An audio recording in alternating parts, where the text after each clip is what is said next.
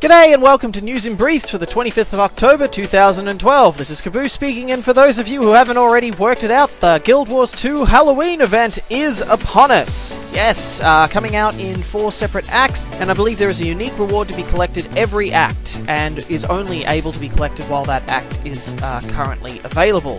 The first act reward that you can get is this book that sits on your back here, quite visible, called the Mad Memoirs. If you want that, you have until the end of Act 1 to collect it. You can check to see how much time is left in Act 1 by entering Lion's Arch, going to the center where the event is, and checking out the progress in the Paranormal Disturbance Zone gauge. When that fills up, I believe we will be starting Act 2. So if you want that book, you got to get your act together quickly and go get it. To start the event, you just walk into the center of Lion's Arch and talk to Magistress Tassie. She will mail you a candy-powered Madameter. I am not even joking, but you will need candy corn to power, which can be found all over Tyria at the moment. You'll probably already have some, and you're going to use this meter to find ghosts throughout Tyria. The first one is actually conveniently standing right next to her. Just power up the meter, use one of the attunements until you see the suspicious object, then click the suspicious object and the ghost will appear. If anyone else has clicked the suspicious object, the ghost will be standing right there, which is quite handy. You talk to the ghost and they will give you a page to the book. Make sure you have actually received the page. If the ghost disappears while you're talking to them, I've had this happen to me twice, you won't actually receive the page in your inventory, so make sure you've got it. And on the page are 2 clues leading you to 2 other ghosts in the world of Tyria. There are 6 in total, including the one you just talked to. 3 of them are in Lion's Arch, 1 is in Keswick Hills, 1 is in the Queensdale Cemetery,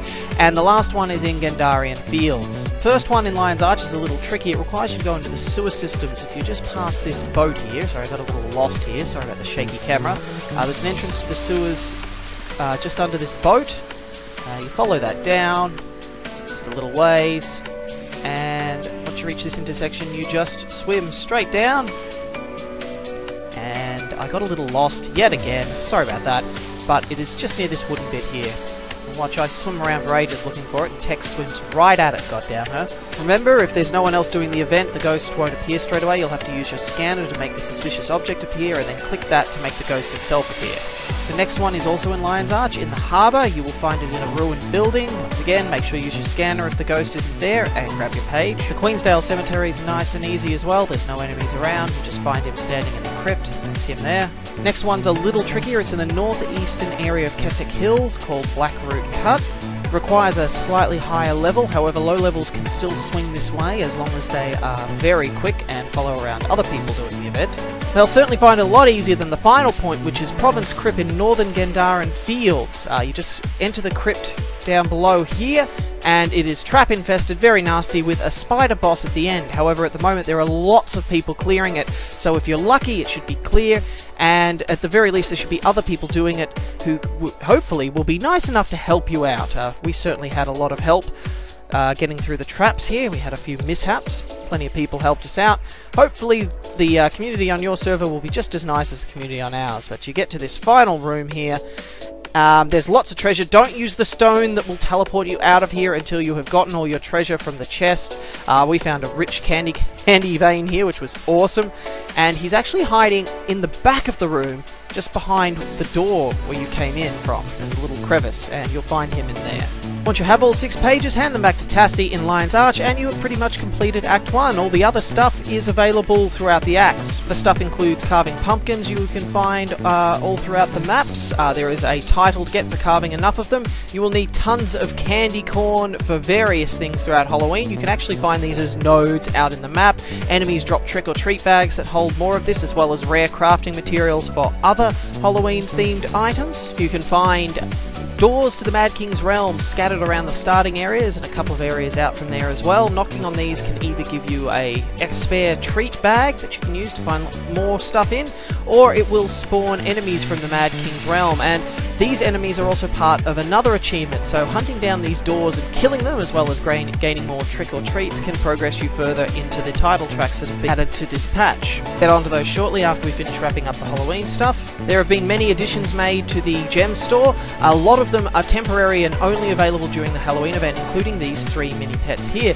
Now, Tex was kind enough to sacrifice hers in the Mystic Forge. If you combine all 3 of them in the Mystic Forge with 250 candy corns, you will receive the rare mini-pet Chainsaw the Skeleton. That does mean if you want all 4 Halloween mini-pets, you are going to have to buy 2 sets of the set of 3, and understandably some people are a little upset about this. Don't forget the Black Lion chests have a small chance of harboring some rare skins inside them when you open them. These skins can be put over your weapons, including an awesome skin that makes your great sword look like a chainsaw.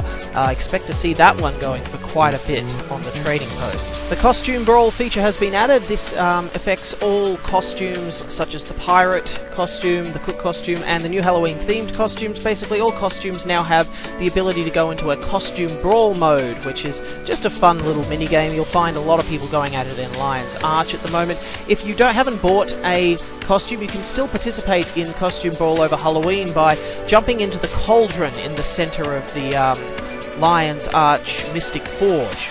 That about wraps up the Halloween content up to date. Other features that have been added in, there are a ton of new achievements that have been added to the achievements panel, including some that lead to new titles, so make sure you check that out. Do take note that the current monthly achievement requires you to eat a certain amount of candy corn. I think it might actually be 250 of them. I don't recommend eating it all at once unless you want to watch your character throwing up for the next 5 minutes. Also, as promised, Karma has been added to the daily and monthly achievements. These have actually been added in the form of account-bound jugs of Karma, which can be stockpiled and drunk all at once if you so desire, or passed over to other characters. I am told that these are affected by Karma boosters. I do not know if that is intended. It seems just a little bit too generous.